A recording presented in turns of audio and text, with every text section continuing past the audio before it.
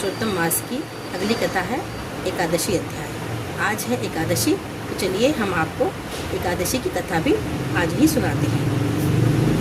नारद जी बोले, हे महामुनि, उस कन्या ने बड़ी कठोर तपस्या प्रारंभ कर दी थी, जिसे मुनि लोग भी करने में कठिनता अनुभव करते हैं। श्री नारायण बोले, उस कल्याणी ने बड़ी कठिनाई से होने वाला तप प्रारंभ किया तथा पंचमुखी शांत शिव का ध्यान करने लगी। गर्मी में प्रचंड धूप में अग्नि के बीच बैठकर और हेमंत तथा शीत ऋतु में ठंडे जल में बैठकर वह तपस्या करती थी। उसका मुख जल में कमल के समान तथा सिर के बाल फैलकर शिवार मंजरी से घिरे हुए जल में शोभामयान लगते थे। वह बाला वर्षा ऋतु में खुले मैदान में वर्षा के जल को अपने शरीर पर लेती थी। भोजन के स्थान पर दोनों समय वह कोमलांगी केवल धुआं पीकर रह जाती थी। देवता जिसे कठिन समझते हैं, ऋषिगण जिसकी प्रशंसा करते थे, ऐसे तपक्रम में उसे 9000 वर्ष बीत गए। तब पार्वती पति भगवान शिव उसकी तपस्या से प्रसन्न हुए और उसे वहां आकर दर्शन दिए। शिव जी के दर्शन कर वह बाला शीघ्र ही खड़ी हो गई। तपस्या तथा प्रसन्नता के कारण कृष्ण देवी हष्टपुष्ट दिखने लगी। उस बाला ने सिर झुकाकर भगवान शिव जी को प्रणाम किया। संसार पूज्य भगवान शिव का मानसिक पूजन किया तथा भक्ति पूर्वक इस प्रकार स्तुति करने लगी, हे पार्वतीनाथ, आपको नमस्कार है। हे प्रभु, जो आपकी शरण में आश्रय लेता है वह घोर संसार समुद्र में डूबा हुआ भी तथा प्रत्येक अंग से तापित पीड़ित भी हो और काल रूपी सर्प के भयानक दुष्टाओं के द्वारा पीड़ित भी हो, तब भी शरीर दुख से छूट जाता है। आपको नमस्कार है। इस प्रकार मन और वाणी से उस तपस्वी ने महादेव जी के प्रार्थना की। उसकी प्रार्थना को सुनकर उग्र तप से प्रसन्न हुए भगवान शिव जी बोले, हे भद्रे तपस्विनी, तुम दुखी मत हो।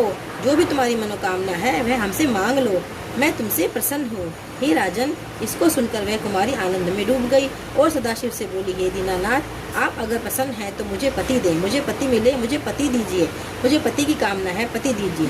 तब उस बाला से शिव जी बोले, हे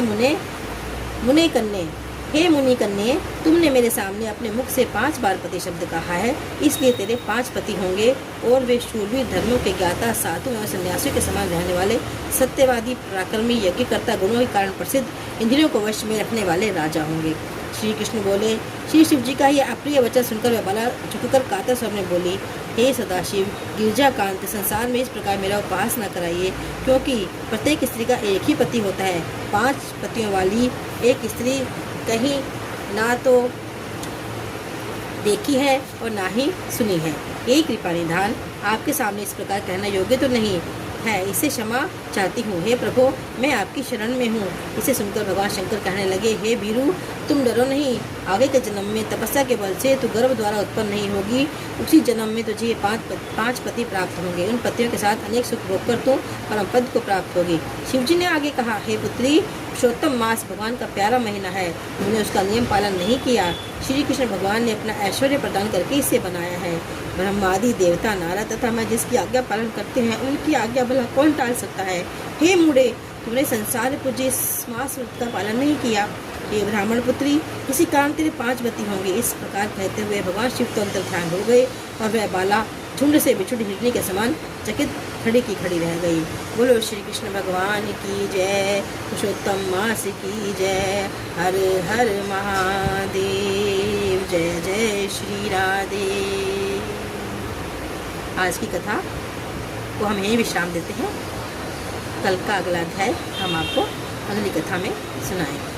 जय जय श्री राधे, जय जय गोविंद भगवान की जय। श्री कृष्ण गोविंद हरे मुरारी, हे नाथ नारायण वासुदेवा। श्री कृष्ण गोविंद हरे मुरारी, हे नाथ नारायण वासुदेवा, हे नाथ नारायण वासुदेवा, हे नाथ नारायण वासुदेवा। श्री कृष्ण गोविंद हरे मुरारी, हे नाथ नारायण वासुदेवा। हरे कृष्ण कृष्ण कृष्ण हरे हरे, हरे राम राम राम हरे हरे। हरे कृष्ण कृष्ण कृष्ण हरे हरे, हरे राम राम राम हरे हरे, हरे कृष्ण कृष्ण कृष्ण हरे हरे, हरे राम राम राम हरे हरे।